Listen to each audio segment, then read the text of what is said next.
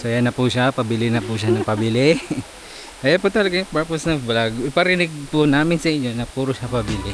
Oh, wish I like you and could look at you like that.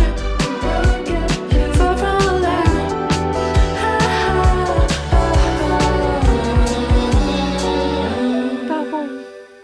Alam nyo guys, kahapon kami nandito, pero ngayon lang kami nakapag-vlog. Kasi sobrang pagdating namin dito, natulog kami. Kasi anong oras kami dumating? Kami daw. Dito kami 10 daw. a.m. 10 a.m. kami dumating dito. Mga 11 kami. hindi, mag-11 pa lang. Talaga ba? Mga 11 ba yan? Oo. Parang past 10 na kami dumating. And then, pagdating namin dito, siguro kailangan kasi talaga ng reservation bago kami pumunta dito. So guys, meron dito mga villas, yan sila.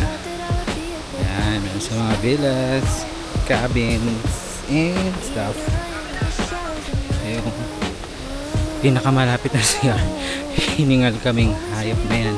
Forget the sound now. You're awfully quiet while I cry out for you. Ba't ako? I know you don't have much to say, yeah, that's clear now. But I won't keep on getting close while my heart's broken. Tara na, mag-share na tayo. Yung gusto niyang mahuli ito be. Kaya ang bilis nun. So yun guys, dito sa Camp Aul, dito kami nag This is located at Barangay Bagong Silang, Real, Quezon. You never know, you took this path on your own time without giving us a try. Tapos pagdating namin, set up kami ng Oo, dalos. tent namin, tapos kain, then afternoon, pahinga. Tulog na. Hindi na kami nakapag-vlog sa first day namin. Ngayon, second day na namin dito. Kaya natulog lang kami kahapon. Ikaw ang Miss Universe ng buhay ko. Natulog lang kami kahapon. Umulan. Umulan guys. Mula gabi hanggang kaninang umaga, patanghali, umuulan siya. Hindi kami masyadong nakaano lang. Ayan guys, tulog pa kasi isang pamangkin ko kaya wala akong mapagtripan. Ito yung mapagtripan ko. Ha? Ano yun? Ha? May malungkot. Yung may-ari ng vlog na to guys. Nang malungkot. Mukha lang daw siya malungkot. Hindi na siya makaswimming guys kasi meron daw siya. Sino kaya yung di nagugas guys? Oh, ayusin mo. Mga nagbabagang balita. Walay. Ayun o, kita mo ba? Hindi, ako yung joke ko. Hindi kasi okay.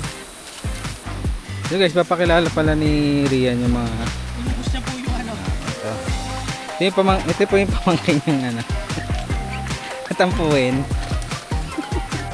So yun guys, isang patunay na matampuin yung pamangkin. Pero mabait yan ha, mabait yan. Hindi, ano yan, mauutusan yan. Ha? Ayan na. Oo. Ano, tuloy mo. Subukan mo. Girl. Oo, yan.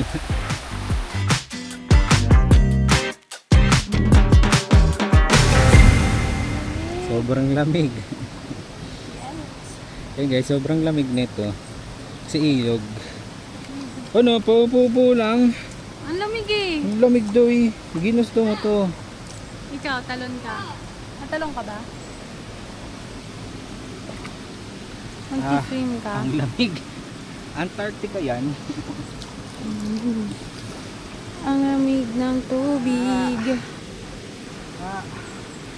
Yay. Cat deal. Yan na, lumabog na siya guys.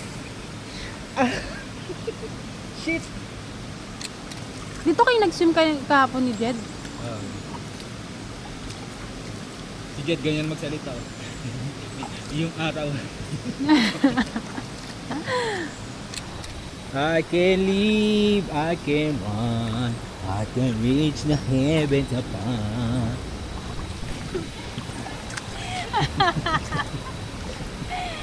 Gusto mo ako nag-aambag sa vlog mo? Ito na.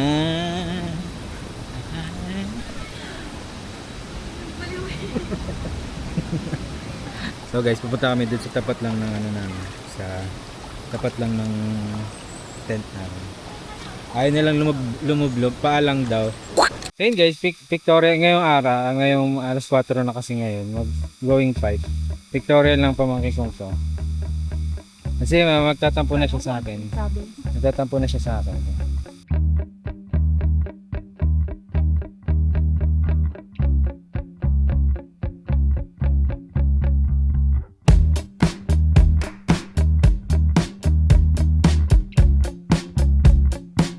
Guys, on board kami sa hanging bridge up there.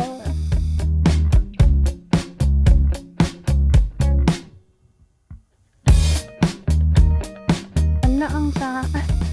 Grabe ang hiking, guys. Guys, tutuloy na namin yung hiking namin. O, dito ka na mag-hike so wala ka na ang hike sa Mayuan.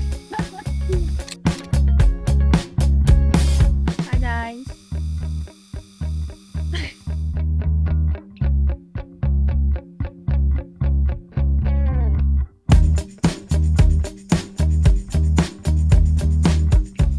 Taas. Tingnan nyo guys. Ang saan? Okay.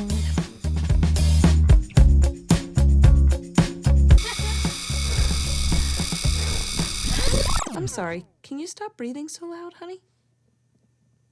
He's like, Rinig nyo ba yung hingal ko? Ang ganda ng taas. Ayan guys, yung hanging bridge. And ayan, may wall climbing din sila. Kahit may motion sickness ako, so ewan ko. Pagbaba namin dito kung okay. Mami, ang bigat sa paa mo. Gabi ka. Ayaw gumagalaw mo.